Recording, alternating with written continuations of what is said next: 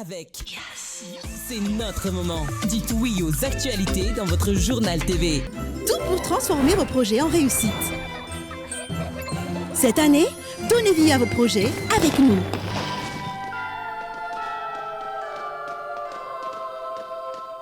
Manoltranao vaovao.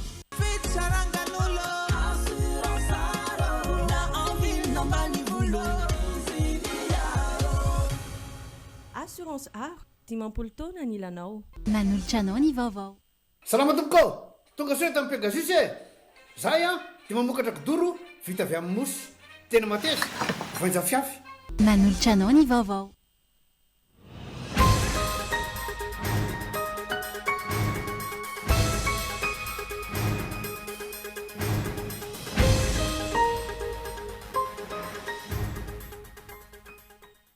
Ilain'ny firenena ny fametrahana ny tany tandalana lavitry ny kolikoly.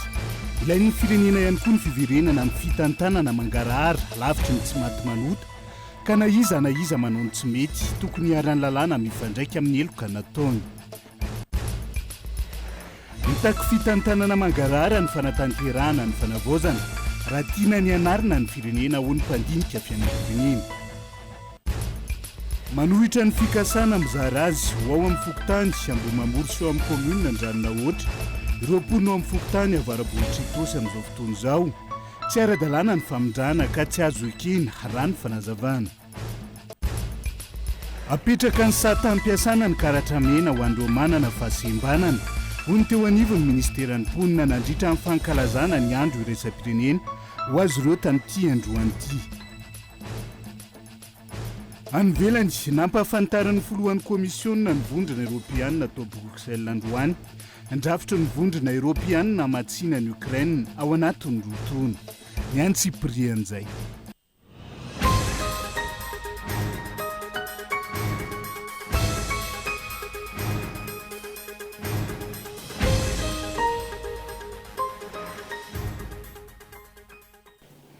Ankafaliana indray tonga kilasy tongovava no hitsidihana ny tokantranonao amin'ity ality tonga soa atao anatin'ny fotoana ny fampalalam-baovao manasanao ihany koa anaraka ny antsiprian'izay. Tony mahazatra matoa an-datsoratra avy hatrany no ndeha hanokafantsika ny fiarahana. Ilain'ny firenena ny fametrahana ny tany tandalàna lavitry ny kolikoly.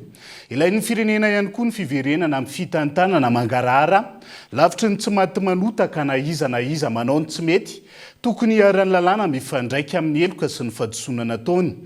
Politika zéro tolérance no apetraka eto amin'ny firenena ka tsy azo ekeny intsony ny fitany lana na ny fiarovana olona manokana ho ny Prime Ministre lehibe ny gouvernemanta. Matoa an-datsoratra. Mitoetrana amin'izao fotoana ny fanehoan-kevitra samihafa eny anivon'ny tambazotra sy ny fiarahamonina eny mikasika ny fomba fiasan'ny mpitondra fanjakana. Ao ny milaza fa tsy vahaolana ny fanaovana valifaty politika sy ny fifanenjehana.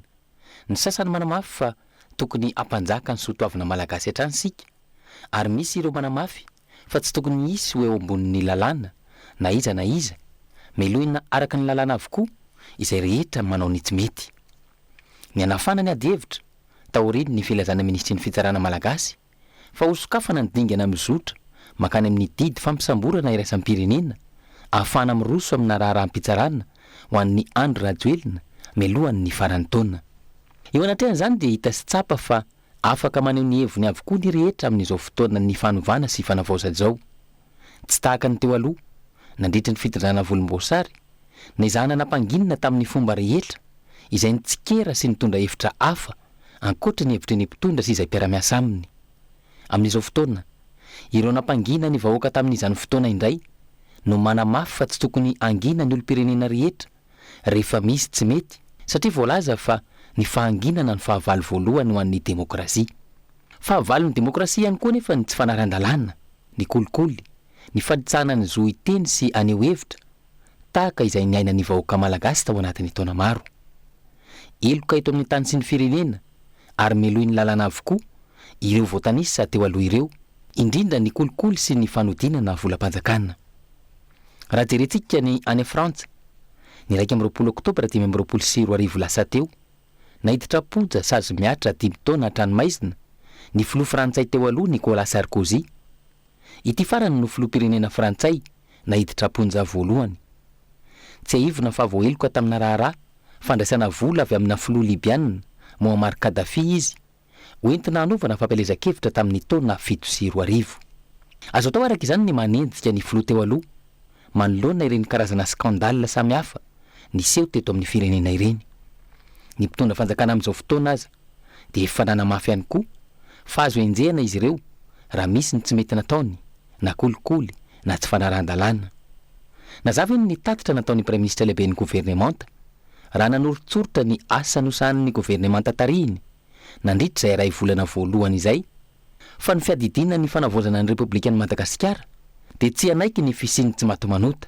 Tatitra izay nanamafy ny fanambarana nataony ny 20 Oktobra lasa teo fa politika zéro tolérance no apetraka ka tsy azo ekena intsony ny fitanilana na ny fiarovana olona manokana. Ilain'ny firenena ny fametrahana izany tany tandalana izany lavitry ny kolikoly. Ilain'ny firenena ny amin'ny fitantanana mangarahara lavitry ny tsy matomanota ka na iza manao ny tsy mety tokony niaran'ny lalàna mifandraika amin'ny eloka sy ny fahadisoana nataony avokoa. Ny fisiny tsy matomanota no nambotry ny firenena sy namotika ny fiainan'ny vahoaka malagasy iray manontolo. Matoan-datsoratra izay fa ho tohizantsika izay resaka tsy maty manoto izay. Tsy tokony atahotra fanadiadiana mpitondra teo aloha nanao ny marina ho ny mpandrindra nasionaly ny antoko tsara tafina androany. Ny fanadiadiana izay anala ny momba azy ireo raha madio tanana tokoa teto amin'ny firenena. Tsy tokony ho diso araka izany ny fandraisana ny asa fanadiovana ataon'ny mpitondra fanjakana amin'izao fotoana izao indrindra ho an'ireo olony fitondrana teo aloha ho ty mpandrindra ny antoko tsara tafiny ity ny Antsiprieny. Taorian'ny fanambarana fa hoenjena ny filoha sy ny Prime Ministre teo aloha manoloana ny raharaha mahavoasaringotra azy ireo. Nanambara ny solombavambahoaka mpanohana ny fitondrana teo aloha fa tokony hatsahatra ny fanenjena sy ny fampiorohorona raha-tsaina tao amin'ny mpiaraty amin'ny andro rajoelona no amafisin'izy ireo fa tsy azo ekena ary tsy hitondra fitoniana. Diso fandray ny fampiaran-dalàna ataon'ny mpitondra ankehitriny ny olony ny mpitondra teo aloha. Niarahan'ny rehetra nahita teto amin'ny firenena avokoa ireo skandalina marobe izay nafenimpenina satria azy ireo ny fahefana hoy Joasy Leonor. Ara-dalàna tsara ny fanenjehana amin'izao fotoana izao. Nisy teto amintsika bolonga volamena izay nanjary bolongamby. Misy tompona andraikitra nahatonga an'izany. Volamena izay tokony hiditra amin'ny kitapom-bola mpanjakana entina nasoavana vahoaka sy hampandrosoana ny firenena dia anaiky ve isika malagasy hoe aleo fafana fotsiny fa tsy hoenjena izay tompona antoka amin'izay. Nisy koa ny famoahana harem-pirenena sokatra volamena ihany koa zavatra sarobidy isan-karazany dia matoa ireny tafavoaka dia nisy tompona andraikitra nahafahana nanao an'izany. Dia aiza ho aiza no tokony ho fandraisana andraikitra ny mpitondra fanjakana izay miezaka mitondra fanavaozana eto amin'ny firenena. Tokony hijery fotsiny ve dia ho fafana fotsiny dia inona ny fanovana ho apetrakintsika dia inona ilay fitantanana mahomby andrandray ny vahoaka. Fandraisana andraikitra manoloana ny fanovana ny zava-misy ankehitriny hoy ny fanazavana. Manoloana ireo raharaha nahavoasaringotra olona ambony teo aloha hitapo hitam-pirenena ary marika fa tsy avela ho avalon'ny volana sy ny taona ny raharaha ka ho adino sy tsy ho asiana tohiny intsony.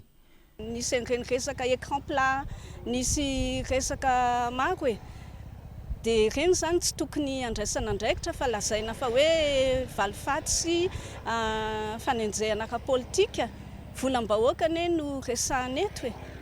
Nisy koa ny von'olona tany Ikongo ohatra izay nalatsakaina olona maro dia atao ahoana zany atao ranorakaka sanatria nefa ny aina no nafoy izany zavatra rehetrarehetra zany misy ny tompona andraikitra amin'izany ary tokony atao izay fomba rehetra mba hitsarana anazy araka ny lalàna velona fa tsy resaka hoe valifaty na resaka hoe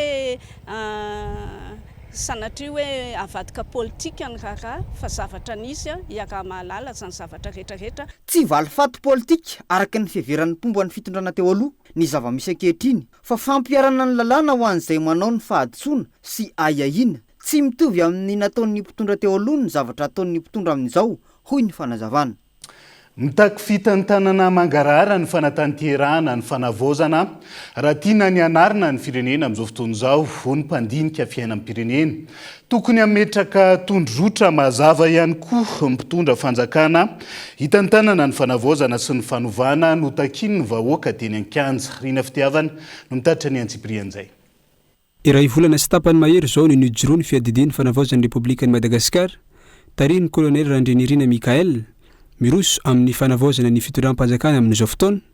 Tafiditra ao anatin'izany ny fanadiovana ny fitantanana ny fampanjakana ny mangarahara. Tsikaritra fa mbola betsaka ireo raharaha na beresaka no tsy hita mazava ny toyiny raha tsy laza afa-tsy ny raharaha fisavana tranon'olona na ny perquisition ny fivoahan'ireo gadratsy politika kanefa navoaka. Toy izay ihany koa ireo raharaha mamofompofona kolokolo sy fanarao tampahefana nitranga tamin'ny fitondranana teo aloha. Mbola manjavozavo ny toy ny fanadahadiana hatramin'izao.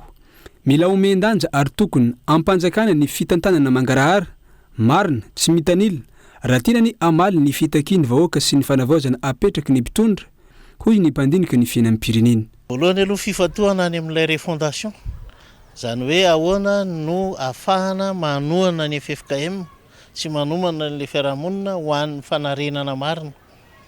Ny faharoa dia le transition tokony hazava. Ahoana ny hitantanana ny transition io, resaka fitantanam-bola fotsiny zany ohatra. Fa tsy hoe misy vola be ohatrany hoe misy vola be ho tantanana zany eo dia samy maika ny azo ny anjarany ny olona rehetra. Zany zao dia efa hita tsy mazava zany ao anatin'ilay transition. Ao anatin'ny transition hoe tsika mbola eritreritra hoe fampandrosoana ny ariananina zao ny tena maika be. Nefa tsy zay kory ny fantohan'ilay transition zao aloha fa fanarenana n'ilay olana ngeza be misy eto amin'ny firenena. Tsy tokony hamerina ny fomba fitantanana tsy nety nataon'ny fitondrana teo aloha izay namotika ny firenena ihany koa ny mpitondra ankehitriny manoloana ny resaka valifaty politika sy ny fanararao tampahefana ifandrorita ny mpanao politika amin'izao fotoana. Fomba fiasa vaovao mikendry ny tombontsoa ny vahoaka malagasy no takiny ho amin'izao andro ny fanovana izao. Tena miova ny fomba fitantanana satria voalohany aloha tokony mandray fepetra zany tsika manoloana ny tanana ratsan-tanana be an'ireo firenena matanjaka sy mpamatsy vola eto amintsika izay mbola te hife ilay rafitra tiantsika ajoro. Reny famatsim-bola reny tsy mandeha ho azy reny fa misy hevitra tiana voizina eny hatramin'ny fitantanana izay le hoe concertation zany izy. Dia tsika nefa tsy samy mandray fanapahan-kevitra satria mahantra tsy manam-bola dia miandro vola foana. Miandro vola tsy fantatra hoe rovina ary ny voaka. Nefa hatrany mihitsy aloha zany mila manao réaction amin'ilay géopolitique sy ny relation internationale mihitsy. Fa rehefa tsy sahan'izay tsika dia tsy hitondra fanovana. Zany akory tsy midika hoe tsy ara-miasa amin'ny any ivelany fa mila politika mazava zany. Manana andraikitra amin'ny fametrahana ny tany tandalana, fitantanana lavitry ny kolokolo ireo nomena fahefana. Ankoatra ny raharaha jirama sy ny alatra solika ao anatiny, andrasana ny hitondrany tompony andraikitra fanazavana momba ny toy ny raharaha fikasana anongam-panjakana sy ny vola 2 miliara ariary ary ireo olona 2 voasambotra. Toy izany ihany koa ny momba fakana vola ampanjakana tamin'ny banky fohibe ny Madagasikara araka ny voalazany mpitondra teny ny gouvernemanta. Zony ny vahoaka ny ahafantatra ny marina momba izany rehetra izany ka tokony tsisy afenina isyany fitantanana madio sy mangarahara. Fa tsy mbola isy aloha ny fividianana izay ho lehiben'ny faritra amin'izao fotoana izao manoloana ny olana sy ny fanakianana maro momba ny raharaham-pividianana nisy teto amin'ny firenena. Noho izany iroso amin'ny fanendrena vonjimaiky ireo lehiben'ny faritra manerana nosy ny fitondram-panjakana araka ny fanambarana izay navoaka ministera ny ady-tany sy ny fitsinja ara-pahefana tamin'ity andro an'ity. Rina fitiavana. Tokony ho fidina ny lehiben'ny faritra raha ny voalazany andininy fa 420 ao amin'ny lalam-panorenana.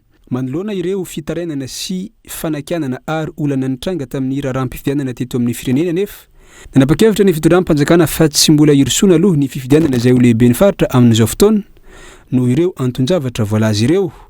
Miandry ny fanapahan-kevitra ho tapaka amin'ny fikonan-domon'ny pirenena vao ho tanterahana ireo fifidianana samihafa eto amin'ny firenena ahafahana mameno ny fepetra rehetra isyany fahatokisany vahoaka amin'ny zotram-pifidianana hoy ny fanambarana. Arak'izany hiroso amin'ny fanendrena izay ho lehiben'ny faritra vonjimaiky ny fitondram-panjakana taoriny fanalana ireo gouvernoura teo aloha ka ny eo anivon'ny filan-kevitry ny ministra no anendrena izany. tsy hevina fa maherin'ny 2 arivo ireo kandida nametraka ny antota taratasy teo anivon'ny ministerany atitany sy ny fitsinjaram-pahefana hiazakazaka ho eo amin'ny toerany lehiben'ny faritra hatramin'ny zoma teo izay fepitoana farany nandraisana izany andrasana arak'izany na ho voatendry amin'ity androany ity ireo lehiben'ny faritra 420 na iandry amin'ny filan-kevitry ny minisitra amin'ny herinandro avy io. Miandry an'izay fanendrena ny lehiben'ny faritra vonjy-maika izay arak'izany sika amin'izao fotoana izao. Fa manohitra ny fikasana mizara azy ho ao amin'ny fokotany Ambohimamoro sy ao amin'ny commune Andraninahoatra, ireo mponina ao amin'ny fokotany Avarabohitra Itosy amin'izao fotoana izao. Nahazo fampilazana momba io fizarana io ireo mponina nefa tsy misy ny taratasy avy amin'ny ministera. Tsy ara-dalàna ny famindrana ka tsy azo ekena ho ny solombavambahoaka voafidy tao amin'ny distrika Antananarivo Atsimondrano Kabainloa. Tena ny famindranany mponina ao amin'ny fokotany Avarabohitra commune Itosy distrik'ny Atsimondrano ho any amin'ny commune Andraninahoatra sy ao amin'ny fokotany Ambohimamory ho ireo voakasika androany. Fidiran'ny commune hafa izay tsy commune Itosy misy any Avarabohitra amin'ny tanjona hoe misy apahany halaina ho ao anatin'ny commune Andraninahoatra ny fokotany Avarabohitra. Ny olana amin'ny fiantraikany dia ny fisahotaky ny mponina. Ary manamarina an'izany izao taratasy eto ampelantanako izao amin'ny lohateny hoe tsy fanekena hifindra commune. Fokotany iray ahitana mponina maherin'ny 3,000 i Avarabohitra ary anisan'ny fokotany mazoto mampiditra etra ao amin'ny commune Itosy ireo fokon'olona eny amin'ity fokotany ity ka iverina ho izay no antony mahatonga izao kajikajy izao ho ireo mponina. Tsy ampy ny fanazavana nentiny ben'ny tanàna lefitra avy amin'ny commune Andraninahoatra izay nanao sinoy ny taratasy momba ity raha ity ho iatrany ireo mponina Avarabohitra. Mahavarina amin'ity raha ity fa dia tonga dia izingizinina hoe ity ny saritany, io no ekena, io tsy maintsy ekenareo. Raha ny fohy be tao saritany dia mandrakitra fotsiny izy, tokony ho fantatra reto olona miandraikitra ny commune ankehitriny zany, ny zavatra ivony tany. Élément géographique. Zay no andraiky misy usine eto, misy arabe eto, misy renirano eto, misy villa eto, misy an'izao. Zay no andraikitry ny FTM, fa tsy ny FTM hany tokony andraikitra mamaritra na hoe manao ny fifangitana. Tsy andraikitry ny FTM zany fa ny mandrakitra. Everinay hoe fandrebirebena vahoaka ny fiasa tsy mifanaraka akory amin'izay rafitra misy sy amin'izay fisiany ny tompony andraikitra ara-pahefana ara-panjakana. Raha nanontany manko izahay dia hoe aiza ny alalana avy any amin'ny distrika ohatra, aiza ny avy any amin'ny atitany, ny avy any amin'ny fitsinjaram-pahefana, ny avy any amin'ny domaine koa raha ohatra ka hiteny ianao hoe fohy be ny tao saritanin'i Madagasikara, aiza ny avy any amin'ny commune misy ny ana Avarabohitra dia ny commune Itosy. Andaniny nilaza ny teo anivon'ny commune Andraninahoatra fa tsy mbola nisy ny fanapahana milaza ny amindrana an'ireo mponina ireo fa kosa fifampidinihina momba ny efitany no antony nampiantsona raha ny fanazavana. Tsy ara-dalàna kosa izao fikasana izarana amindra ny fokotany Avarabohitra izao hoy ny solombavambahoaka voangy Ramanarivo voafidy tao amin'ny distrika Antananarivo Atsimondrano raha nanontaniana ny heviny momba ity raha ity. Raha ny lalàna hoy ny fanazavana miainga avy amin'ny tolokevitra na volavolan-dalàna mandalo avy ao anivon'ny ministerany atitany sy ny fitsinjaram-pahefana ary iarahana amin'ny sampandraharaha momba ny fandrefesany tany sy ny sarintany vao afaka irisoana izany fampidirana na fanesorana tsy ho ao anaty fokotany na commune izany fa tsy fanapa-kevitry ny commune samirery tahaka izao zava-misy ankehitriny izao. Hiroso amin'ny dingana manaraka ireo mponina aneho ny tsy fanekena izy ireo izao fanapa-kevitra izao raha tsy verin-dalana amin'ny hevin'ny commune Andraninahoatra raha ny fanazavana hatrany. Commune mifanakaiky inge Itosy Andraninahoatra tokony nanatona ny ben'ny tanàna ny Itosy ny ben'ny tanàna Andraninahoatra nanao hoe misy an'ity tsikarotry ny masonay dia eo izy manizingizina hoe ny FTM mihitsy no manao an'izao. Hoy aho hoe kilalaon-jaza ve izy ity ka mbi amin'le fitenenana hoe zanaka Jean Paul ka azona eto ity zanakay alahy. Zanaka Jean Paul ve nitondrana ny raharam-pirenena mba tsy mety raha ny commune moa le izy tsy mety kosa tsy mety. sy ampiarina lavanila no anoizantsika ny fampalalam-bavao miantso ny fitondrana anaraka akaiky ny fampiarana ny fanapahan-kevitra efa noraisina momba ny sy ampiarina lavanila ny solombavambahoaka amin'izao fotoana izao misy ireo mpisehatra te anararoatra ka haka ny vokatra amin'ny vidiny efa nampitaraina teo aloha mila faritana ny momba izay fa tsy tokony avela hividy amin'izay mahamety azy amin'ny vidy sy ireo mpanondrana raha ny fanohan-kevitra netiny ity solombavambahoaka ity gabain loha ho atao ampahibe maso ny fampahafantarana ireo fepetra fahazoan-dalana ary atao malalaka sy misokatra amin'ny rehetra ny fanondranana lavanila araka ny tapaka nandritra ny fidinany solontenam-panjakana tany amin'ny faritra Sava herinandro vitsy lasa izay misy manararoatra io fanapahan-kevitra io hoy ny solombavambahoaka nefa eo amin'ny libéralisation io fanalalahana ny fivarotana ny lavanila eto Madagasikara eo ny misy olana amin'ny mpandraharaha misy olana amin'ny fagnondramana lavanila satria amin'izao fotoana izao rehefa naheno fa malalaka ny fagnondramana lavanila eto Madagasikara dia misy ny sasany amin'ny mpagnondrana amin'ny exportateur dia mangataka ny varotra lavanila amin'ny prix 10 à 15 dollars entre 200 000 à 300 000 francs ny agnondramana ny lavanilitsika eto Madagasikara tsy rariny kosa zany raha zay misy amin'ny taogno avy vidin'ny lavanilitsika eto Madagasikara raha lavanila maitso fijerena eo amin'ny 10 hatramin'ny 20 ny vidin'ny lavanila tokony andraisana fepetra ireo mpisehatra mini mamotika indray ity sehatra ity ho hiatrany ny fanazavana raha io fikasana ataon'ireo mpanondrana amin'izao fotoana io iteraka fatiantoka ho an'ny tantsaha sy ny fitotonga ny toe-karentsika ny zavatra mety hiseho aoriana eo takina araka izany ny ametraha ny vidin'ny vokatra amin'ny tokony ho izy tsy hamono ny mpanangom-bokatra sy ny mpanondrana fa kosa azoan'ny mpitantsaha tombony ary afaka mampiditra vola ao anaty kitapola amin'ny mpanjakana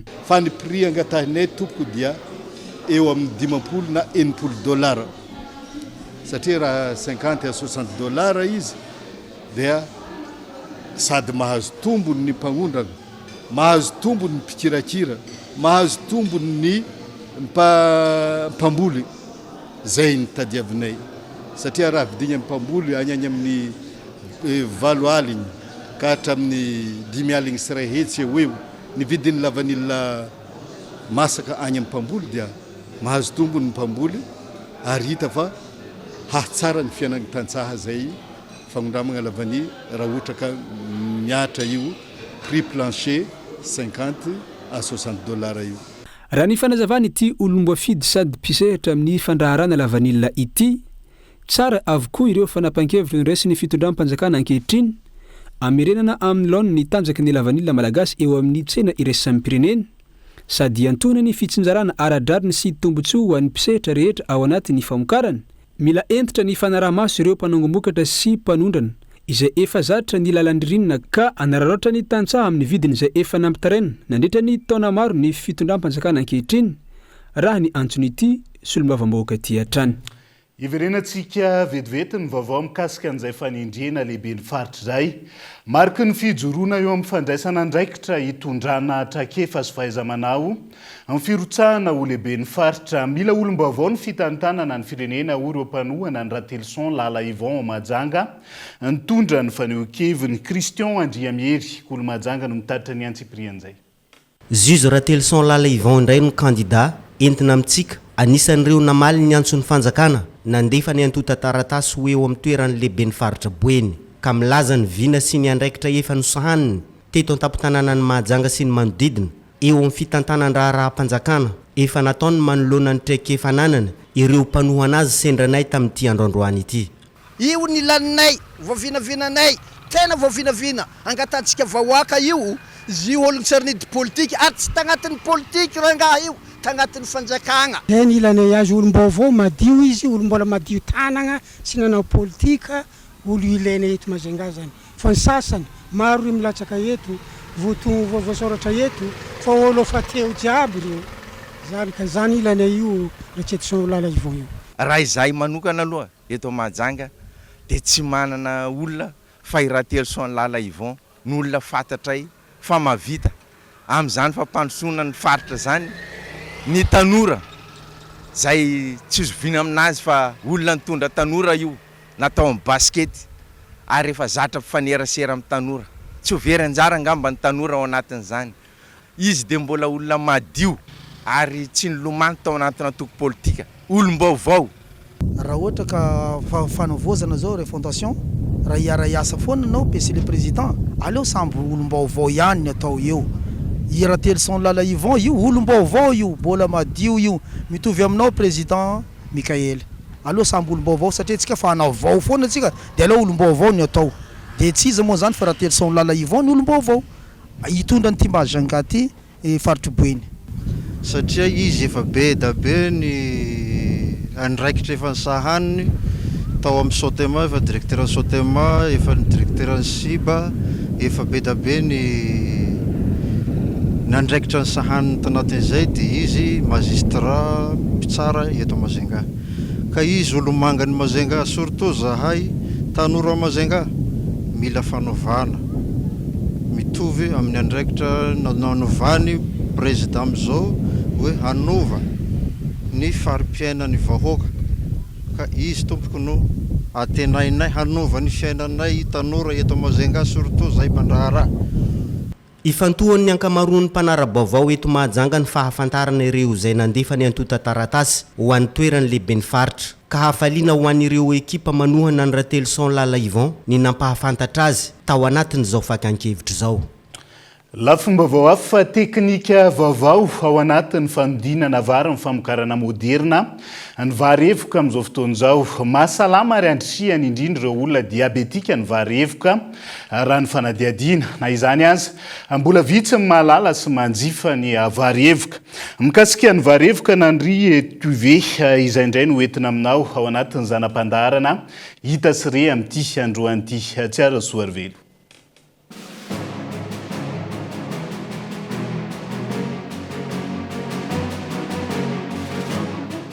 Ao anatin'ny vokatra sy tehirizina maritra ny vary misy amin'ireo fikambanany tantsaha resy lahatra fa efa fiainana ny fambolena vary ilaina araka ny mitondra fanavaozana sy teknika moderna ka efitra hitan'izy ireo ny fanodinana ny vary ho lasa vary evoka na ny riz étuvé. Izy io zany dia fomba hanodinana ny vary ho sakafo ara-pahasalamana kokoa raha oharina amin'ilay vary hitantsika mahazatra isan'andro. Reto fitaovana ireto dia manampy anay anaovana an'ilay evoka andrahoana an'ilay vary mbola kotra iny dia hitehirizana ireo otrikaina rehetra ao anatin'ny vary hanenana ny tany siramamy hivadika ho vary ara-pahasalamana dia iny no lasa fotsim-bary ho avo lenta kokoa zany ho jifaina. Dia ny fanaovana azy raha talohantsika hoe alaina le vary efa mandomando iny dia atapy eo ambony fatana fa amin'izao zany ilay izy alaina mihitsy le vary dia asorina mihitsy alona anaty rano aloha miala le apombo dia rehefa madio tsara ilay izy dia alona ao anaty rano dia rehefa vita le rano dia rehefa vita le alona le anaty rano dia andrahoana amin'izay ilay izy tsy andrahoana be akory fa le rano zany no andrahoantsika misy masinina zay moa zany efa fanaovana azy. Mahasalama kokoa ny vary evoka oharina amin'ny vary mahazatra raha ny fanazavan'ireo teknisianina amin'ny famboleny manampy ireo olona diabetika ny otrikaina sy singa-ra-tsakafo ao anatiny raha ny fanazavana. Rehefa avy diabeta dia tsy dia avelan'ny dokotera loatra mihinam-bary dia nefa ny tsara ho antsika mihinana le riz étuvé satria misy apport nutritif maro izay manampy antsika mety amin'ny diabeta. Amin'izay natao étivage izay dia ny vitamine ao anatin'le apombo iny mifindra ao anatin'le vary dia iny vitamine iny manampy betsaka an'ireo olona voan'ny diabeta manasitrana le diabeta satria rehefa atao étivage le vary dia mifindra ao amin'ny vary daholo le vitamine any amin'ny apombo fa ny rehefa vary tsotra rehefa tsika manoto vary dia miala maraka amin'ny apombo ny vitamine rehetrarehetra. Hafa mihitsy ny fitaovana hanodinana ny vary ho tonga vary evoka. Mbola efa namlehibe hatreto ny fisitrahana izany fitaovana izany fa ihany koa ny fametrahana ny vidiny izany hoe ny ampifandanjana ny vidiny zakany rehetra amin'ny fandaniana rehetra amin'ny famokarana. Betsaka le asa sy ilay fitaovana ary ny fotoana takian'ilay fanodinana nefa ny fa mividitsika dia somary ambany kokoa ka raha ohatra sika mampitavidy dia ny vary tsotra misy elanelana be mihitsy amin'ilay riz étuvé fa eo amin'ilay vidy resy lahatra ny olona hoe ara-pahasalamana ilay izy fa eo amin'ilay vidy zany somary miemitra ny olona hoe mahazo vary kilao amin'ny vary tsotra ilay riz étuvé dia eo zany mbola anaovanay ezaka isan'andro. afaka mifaninana amin'ny vary afarana ny vary evoka avokariny eto an-toerana raha ny kalitony raha ny fanazavana trany mila paikady anohanana ny tantsapa mokatra sy ampivelarana ny asa fandrinana vary ho lasa vary evoka eto an-toerana ahafana miditra amin'ny tsena iraisany pirenena. Tombony ara-toekarena le vary evoka dia afaka mifanina tsara amin'ny ataontsika hoe vary de luxe avy any ivelany zany ny riz du fait. Ny karazam-bary vokarina eto amintsika dia anisan'ny afaka misehatra hifaninana ara-kalitao fa eo amin'ny ataontsika ny abetsahany vokatra zany no ataontsika sakana ho an'ny dia io mila adidy amanandraikitra ny tantsaha, mila adidy amanandraikitra ministera, ny fanjakana ray aman-toa zany afaka raha ny vary evoka zany satria izy ao anatin'ny ataontsika hoe ny haivao innovation ao anatin'ny fikarakarana sy fambolim-bary ary ny fivarotana vary dia hatsaraina ihany koa zany atao hoe fonony tafiditra ao anaty daholo zany ny ataontsika hoe singa rehetrarehetra ny tokony hitehirizana azy mba hampaharitra ny fitehirizana azy ohatran'ny hoe misy ny ataontsika hoe ny fotoana misy koa ny vary lany daty izao ny vary tokony fotoana ampiasana an'ilay vary. Sakana iratsy velara ny vary evoka eny an-tsena ny tsy fampiny famfantaran'ny malagasy azy raha ny fanazavana hatrany. Amin'ilay maha hoe mbola tsy dia tena be mpafantatra ilay RIETV dia mety izay no mampasarosarotra azy any amin'ny tsena fa tena ahitana azy aloha matetika zany dia ny amin'ny foarana resaka mifandray amin'ny agriculture reny zany tena afaka hivarotana azy. Mahatokana azy hoe tsy tena mbola tratran'ny eny amin'ny mpanjanjara amin'izay hoe mbola tsy fantatr'olona dia ny mpamokatra koa tsy tena manao be dia be ry zareo satria lasa misy fantiatiko amin'izareo raha hoe mistock eo ilay vary nefany tsisy maka. Lafo kokoa ny vidin'ny RIETV na ny vary evoka oharina amin'ny vary mahazatra. Mandidina ny 7,000 ariary ny kilao raha toa ka mandidina ny 704 ariary ka hatramin'ny 803 ariary ny vary gasy eny an-tsena. Antony iray tsy mbola mahasarika ny mpanjifa mihena ny famokarana vokatra izany ka mbola mahatonga ny vary evoka tsy aseka ny filan'ny tsena. Dia izay ihany koa no entintsika misenredivety ao anaty doka fohy mbola maro ny vaovao misongadina sy fanadihadiana mbola hoentina aminao rehefa avy eo. Santionan'izay ny fanamariana samihafa nandritra ny andro iraisam-pirenena ho an'olona manana fahasembanana tamin'ity androan'ity eo ihany koa ny ady amin'ny fivarotana CD piraty sy ny manodidin'izay ao anatin'ny tapany faharoa ny fampalalam-baovao no anarahantsika izay aza misaraka aminay ary.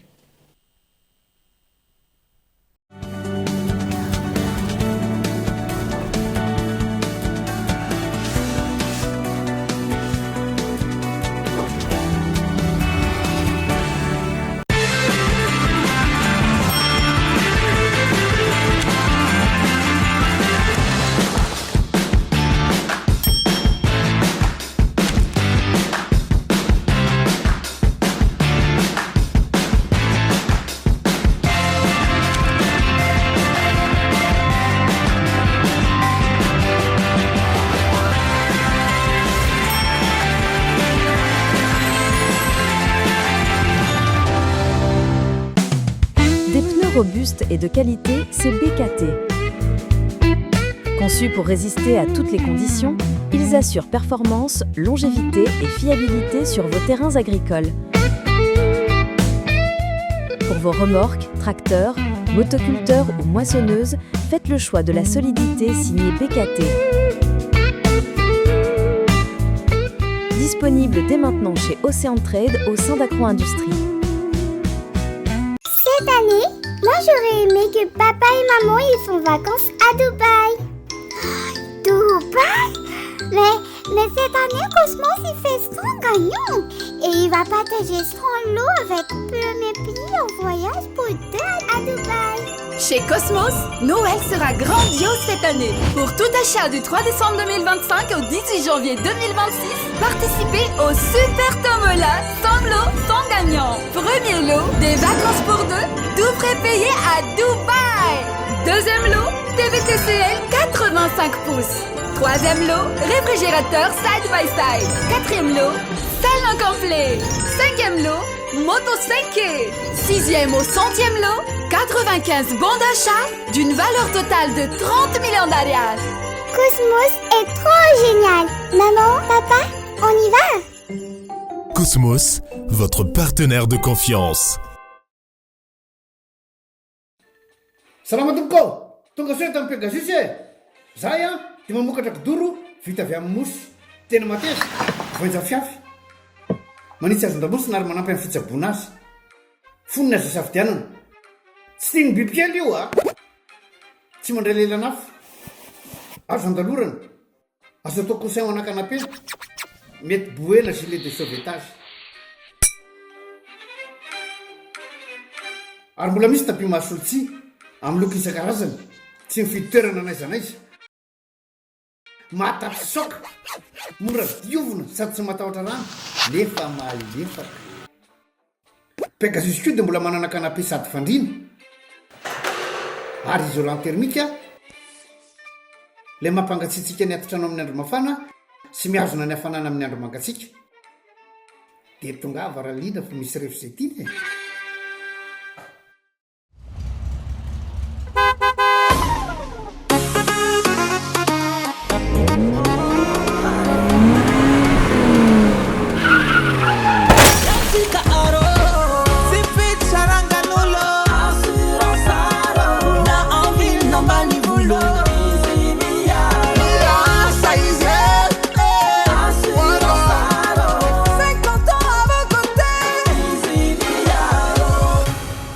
Assurance Art, dimampolo taona ny ilanao. Avec la fibre, découvre un monde rempli d'avantages. Profite de l'installation gratuite. Et pas que, t'as aussi 50% de réduction sur les 2 premiers mois de ton abo à la fibre Family, Home et Home Plus. Et c'est pas fini. Avec la VoIP, t'as jusqu'à 4 heures d'appel fixe offert, jusqu'à 1 heure d'appel mobile offert et le Wi-Fi 6 pour une meilleure couverture du signal réseau internet chez toi. Vis le max expérience avec la fibrine, la fibre Go, la fibre Family, la fibre Home ou la fibre Home Plus. L'abonnement est à partir de 49 000 arrière TTC par mois. La fibre de Yas, c'est tout bénef. Jusqu'au 31 janvier 2026.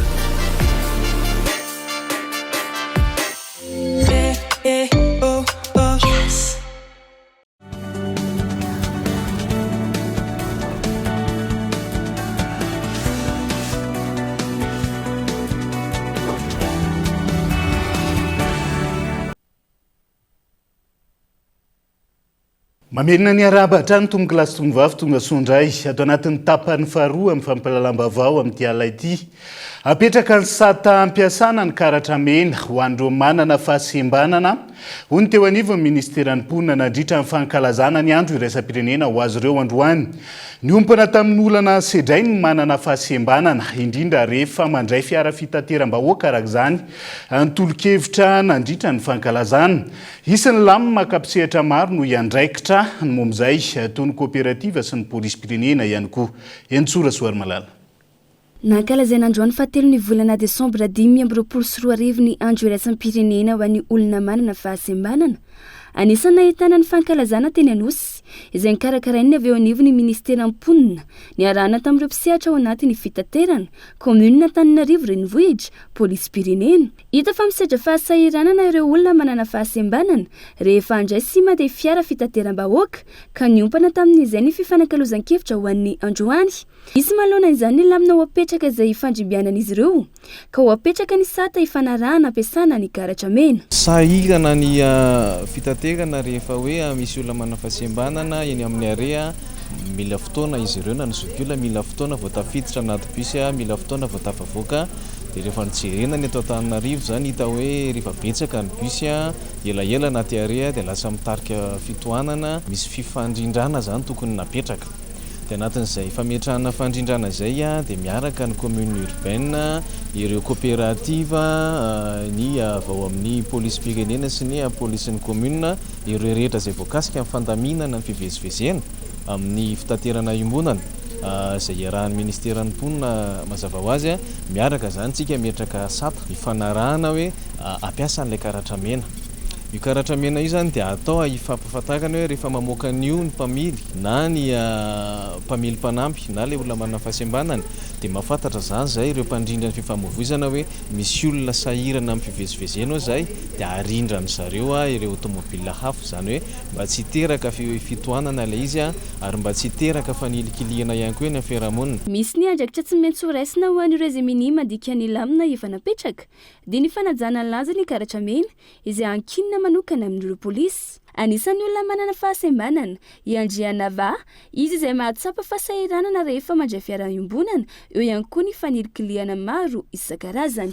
Be dia be zany no olana misy aminay satria na eo amin'ilay fiakarana bus ohatra, ny bus avo be zay nefa ny manana fahasembanana dia sahiran'izay miakatra amin'ilay bus. Mila malakilaky koa le bus mijanona amin'ny array anankiray zany, dia izay nefa tena sahirana, dia izay zany mahatonga anay mitondra an'ity badge de priorité ty hoe rehefa mba mahita an'iny receveur sy ny ohatr'izay dia manampy anay. Eny ny fiarahamonina koa zany ny olona maika dia somary voailika. Zany nefa tsy eritreretinay hoe sakana fa tsy maintsy midepasy any zay, tsy maintsy mahavita mitovy aminareo e. Marina fa efa nitoto saina androany ny fanaovan-tsony ity amin'ireo mpisehatra amin'ny fitanterana, commune, ny ministera mponina ary ny polisy ho amin'ity fiara-miasa ity. Ankoatr'izay, nahitana ny hetsika fankalazana ity andro raisin'ny pirenena ity ihany koa ny teny Ambodivona. Maro mpisehatra no tonga teny an-toerana ka anisan'izany zareo avy anivo ny tetika asa TAF. Ny cible ny projet TAF zany dia ny olona manana fahasembanana dia olona marefy ihany koa. Dia ny projet TAF dia tetika asa anankiray izy mampiditra ny mialatsiny amin'ny teny frantsay insertion professionnelle des personnes handicapées et des personnes vulnérables à travers un atao hoe formation alternance. Zany hoe formation alternance dia mifindrafindra eo anivona centre de formation sy eo anivona entreprise zany ilay ankizy. Dia ny resakitsika tao objectif chiffré hoe firy. Dia nanatin'ilay projet TAF manokana zao dia ny enjehana zany dia hoe olona anankizato no ezahana ampidirina en alternance entre ny centre de formation sy ny entreprise ny resahana tao. Tokony omena tolo-tanana manokana ireo olona manana fahasembanana mba ahafahana mampandray anjara azy ireo amin'ny fiarahamonina ka manamora ny fomba fiariny raha ny fanazavana trany. Mbola mitony ady sisika ampiarana ireo lalàna mahakasika an'izon'ireo olona manana fahasembanana ho ireo olona voakasika tao amin'ny faritra Vakinankaratra. Hojerena avokoa ny momba izay ho ireo mpisehatra nandritra amin'ny fankalazana ny andro iraisam-pirenena ho an'ireo olona manana fahasembanana tao Antsirabe. Fankalazana izay aharitra herinandro. Andrindrina Randriamiarysokolo Antsirabe. Anisan'ireo faritra nankalazany andro iraisam-pirenena ho an'ireo olona manana fahasembanana ihany koa ny teto amin'ny faritra Vakinankaratra androany fahatelo ny volana Desambra 2024. Niavaka ny fankalazana tamin'ity taona ity ary aharitra herinandro izany izay ahitana hetsika maro isan-karazany mandritra fotoana io. Efa betsaka ny ezaka nataon'ireo fikambanana maro samihafa manoloana ny ady sisika amin'ny fampiarana ny lalàna mahakasika an'izao an'ireo olona manana fahasembanana eto Madagasikara, hoy ny filohan'ny BFPH na ny plateforme ny fédération an'ireo olona manana fahasembanana eto Vakinankaratra. Ary tsy mbola hita soratra mazava ihany koa ny fampiarana izany lalàna izany tamin'ireo fitondrana ny fanesy teo aloha ary tsy ny fampiarana ny lalàna ihany no natao fa lasa fiantrana fotsiny an'ireo olona manana fahasembanana. Ka izany indrindra no nisian'ilay kolontsaina mampiaty izay anisan'ny voizina bebe kokoa eto amin'ny faritra Vakinankaratra. Betsaka ny ezaka nataon'ireo fikambanana maro isan-karazany fa na izany na tsy izany betsaka ny olona sakana amin'izay. Eo zany ny fandimbiasany eo amin'ny resaka fahefana, eo ihany koa zany ny diso etampo be loatra na diso mety fihetsem-po ny mpandray fanapahan-kevitra dia lasa asa fiantrana ilay izy nefa raha ny tena izy lalàna ny tokony ampiarina fa tsy asa fiantrana akory ny zon'ny olona manana fahasembanana. Kolontsaina mampiaty isan'ny tena zava-dehibe zany io izay voizinay eto amin'ny faritra Vakinankaratra ary manerana Madagasikara mihitsy moa. Le fampiatiana manko tsy vitany hoe resaka amin'ny le lalàna fotsiny resana amin'ny fampiatiana fa tena iainana andavanandro. Zay zany ilay izy le iainana le fampiatiana andavanandro mihitsy zany mba tiana petraka hoe manahoana ny resaka communication, manahoana ny resaka infrastructure, zany tokony tafapetraka daholo le resaka fampiatiana. Mbola maro ireo olona manana fahasembanana eto Vakinankaratra amin'ny matsapa fa mbola tsy voahaja ny soan'izy ireo. Eo ihany koa ny fanirikiliana eny anivon'ny fiarahamonina na eny anivon'ny orinasa raha ny nambarany ity olona manana fahasembanana ara-pahitana iray avy eto Vakinankaratra ity. Zay zany mbola mahatsapa zahay hoe mbola tsy voahaja ny soan'ny olona manana fahasembanana rehetra indrindra fa izay olona manana fahasembanana ara-pahitana le fijery ivelany fotsiny zany mba angatahana amin'ny fiarahamonina indrindraindrindra na ny tompona orinasa ny mpiara-miasa rehetra hoe raha mbola misy azo atao mba tsy sy invesitra ho an'ny olona manana fahasembanana amin'ny fiarahamonina sy fianakaviana da velao izay hiasa amin'ny tena asa fa tsy hoe kofitserana fa satria manana fahaiza-manao ihany izay. Araka izany dia hiavaka tsy tony isa-taona ary aritra herinandro ny fankalazana ny andro iraisam-pirenena ho an'ireo olona manana fahasembanana ho an'ny eto amin'ny vatrivakina karatra aretsika maro no hita mandritra io fotoana io. Tsy amin'ny endriny fanaovana dika mitovy kapila mangirana sy fivarotana CD piraty itsony amin'izao fotoana izao. Fanaovana osika fa mihitatra hatrany amin'ny fivarotana décodeur misy chaîne maro nangalarina sy ny fampidirana hira eny an-tsisin-dalana. Ny fivarotana sy ny fitadiavam-bola manokana amin'ny alalan'ny vokatr'olona izay tsy azo atao hoatrany vondrikery miady amin'ny osika tojondriana tahiry no mitatitra ny antsiprian'izay. Tsy ny mpanakanto sy ny mpamorona irerentsony amin'izao fotoana izao no miatrika ireo mpanao piraty fa ireo orinasa mpanome tolotra fahitalavitra mampiasa décodeur. Ankehitriny efa misy mivarotra décodeur misy chaîne nangalarina miparitaka manerana ny Madagasikara. Fantatra fa mangalatra ireo chaîne sy tomma antsokosoka amin'ireo orinasa mpanome izany ka amidy eny amin'ny tambazotra na eny amin'ny sisiny. Manenjika ireo mpivarotra ireo karazana décodeur ireo ny BAP na ny brigade anti-piratage no ny fitoriana ataon'ireo orinasa. Dia teny atao Ambodisotro zao resaka kapila mangirandreo Anosy-Be, Andravoangy izay misa 5,000 isa eo izy ireo ny CD sy ny DVD piraty. Dia ny resaka Hello Box, décodeur Hello Box sy ny Open Box dia samborina tsikelikely izy hoe azo renseignement zao etsy dia fa tsy voafehmy fa ny akamaroandreo izao teo akadim-bahoaka teny fahasankarana satria amin'ireny tobina iny stationnement tobile ireny no matetika hoentin'ny olona miondrana lizy afarana lizy hoe ohatra izao alefa any amin'ny faritra dia amin'ireny toeran'ireny dia Anosy-Be. Isan'ny hoenjehana ihany koa ireo mpampiditra hira eny amin'ny tsisin-dalana hoy ny fanazavana. Izy ireo izay maka maimaimpona ny vokatra noforon'olona ary mivarotra izany mba hitadiavam-bola kanefa tsy mandoa hetra. Nampatsiahy ny fanjakana fa mila miditra amin'ny ara-dalàna ireo olona ireny mba samy azo tombony fa tsy hitady tombotsoa amin'ny asan'ny mpamorona. Fiarovana izay efa voalaza lehibe teo fiarovana ny zompamorona ny orinasa tena tompony ny olona efa voasambotra teo zao dia ny arrestation efa vita zany dia eo amin'ny 920 ao ny efa vitanay tao anatin'izay foezaka efa bolan'izay 7 eo zany ny olona efa tena tratra fa misy moa ny olona sasany mahafantatra hoe reny brigade anti-piratage dia mitsoaka izy mandositra izy fa misy moa tena azo sambobelona mihitsy le olona dia reny le tazominay aty dia atao fanadiadiana samborina le olona dia atao fanadiadiana misy hoentina tribunaly misy atao resaka fanaraha-maso fa ny vokatra dia tazominay foana stockenay aty foana zany. Olona misa 920 ny voasambotry ny brigade anti-piratage tao anatin'ny efa-bolana. Olona 7 no efa nanefa ny saziny. Raha nambaran'ny tompona andraikitra eo anivon'ny BAP teny Ambohitrimanjaka nandritra ny fandorana ireo kapila mangirana CD sy décodeur izay tratra.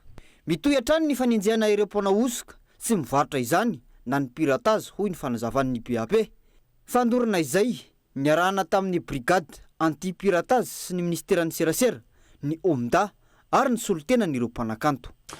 Vaovao ny tontolo iainana vetivety mizara telo lehibe ny tsindry mianjady amin'ny velaran'ala izay tanotany orinasa mpanjakana Fanalamango ao Moramanga amin'izao fotoana izao. Andory tanety ny halatra azo ary farany fandrobana ny tany misy ny ala tany orinasa ahafahana mitondra vahaolana maharitra momizay nidiny fotony tany an-toerana ny solotena ny fitondram-panjakana na rano ireo mpitantana teo anivon'ny orinasa na nadiady ny zava-misy mahakasika izay. Fatovy lehilahy kely miisa 2 samy 9 taona no nanolana zazavavy kely 13 taona teny Ambatolampiteny. Mpitondra taxi moto maty nisy nitifitra teny Ambohibato Ambohimanambola olona 4 misandoka ho mpitandro ny filaminana ny doboka eny an-Tanimora. Santonan'ireo vaovao nisongadina tao amin'ny page Facebook ny vaovao ny Kolo TV tamin'ity androany ity. Maro ireo vaovao nisongadina tao amin'ny page Facebook ny vaovao ny Kolo TV androany.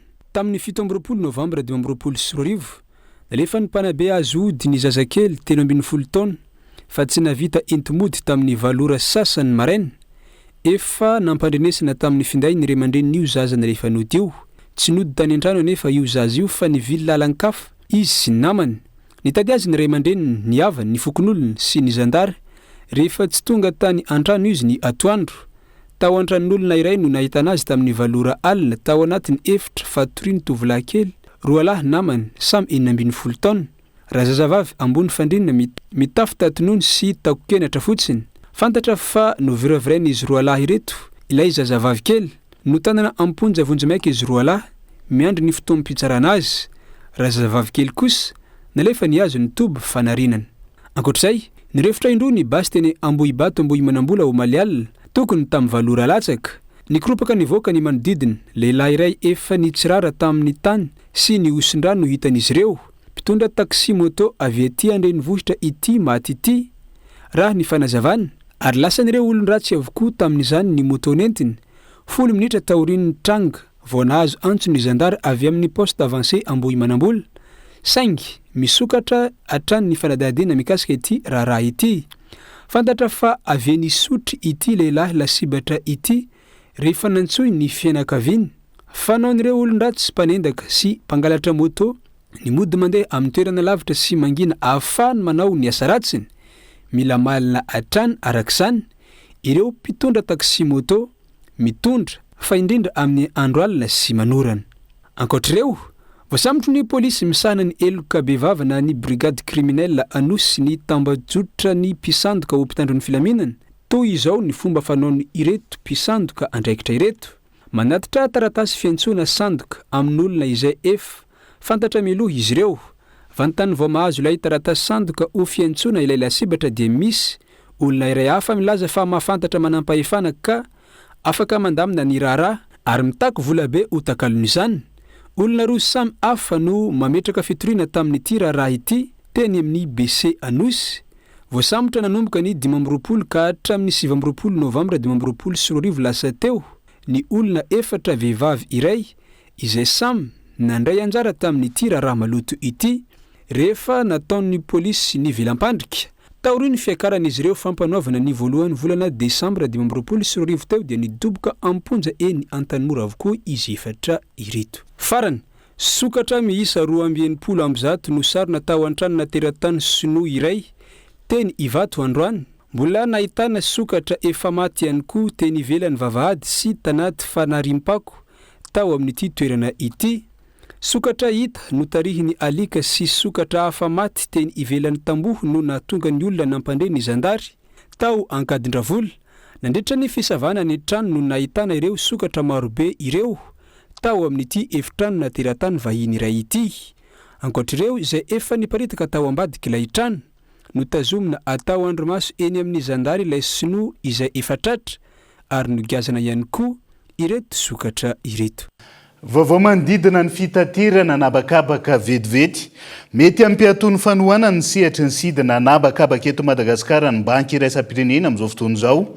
Mikasika indrindra ny ampahany $7 tokony ho raisin'ny Madagascar Airlines avy amin'ny banky iraisam-pirenena izany fepetra izany na izany anza. Laza ministra ny fitaterana sy ny toetrandro fa tsy olana goavana io raha toka tantanina ampahendrena sy ampahadiovana ny kompania mpitaterana anabakabaka nasionaly. Dia izay ihany koa no entintsika miampita ao anatin'ny maresaka iraisam-pirenena vetivety hoe zahantsika ho tanterina miandalana atao anatin'ny fampalalam-baovao hatrany mahakasika an'izay fivoarany raharaha Madagascar Airlines sy ny fanapahan-kevitra raisin'ny banky iraisam-pirenena izay. Fanampahafantarin'ny filohan'ny komisiona ny vondrona Eoropeanina atao Bruxelles androany ny drafitra ny vondrona Eoropeanina hamatsiana ny Ukraine ao anatin'ny roa taona. Drafitra izay hanome herijika ny Ukraine amin'ny fifampiresahana amin'ny Rosia ihany koa. Etsy ankilany efa nisy ny fepetra noraisy ny solombavam-bahoaka sy ireo firenena Eoropeanina mandrara ny fampidirana gazy Rosianina ao Eropa ny taona 7-22. Fepetra noraisina ambidinana ny vola miditra amin'ny Rosia izay hamatsiany ny ady amin'ny Ukraine ankehitriny. dia izay ihany koa no entina manakatona ny fampalalamba avao any androany ankasitrany ianao nanarak'izay hatramin'ny farany manam-pitafa ao amin'ny raha-pitsondray ary veloma tomboka.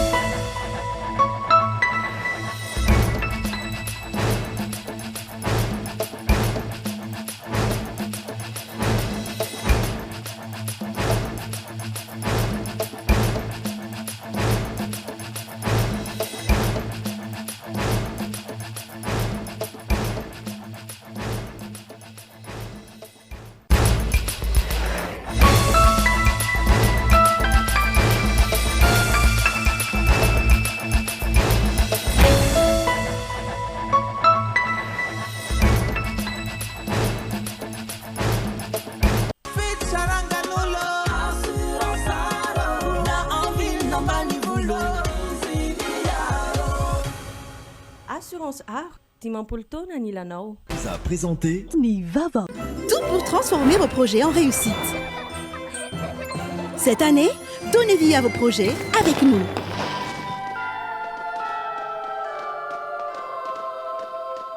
Salama tompoko, tonga soa tamin'ny Pegasus e. Zahay dia mamokatra kidoro vita avy amin'ny mosy. Tena mateza, voanja fiafy. Ça a présenté Nivava. Avec Yes, c'est notre moment. Dites oui aux actualités dans votre journal TV.